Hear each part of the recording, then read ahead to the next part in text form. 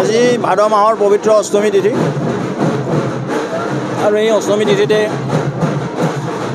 প্ৰভু কৃষ্ণৰ জন্ম হৈছিল। আমি সকলোৱে জানো যমুনা তীৰত।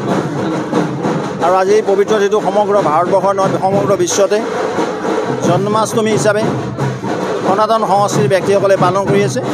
আৰু সেই নিমিত্তে আৰু আজিৰ তিথিতে বিশ্ব হিন্দু পৰিষদৰ জন্ম হৈছিল।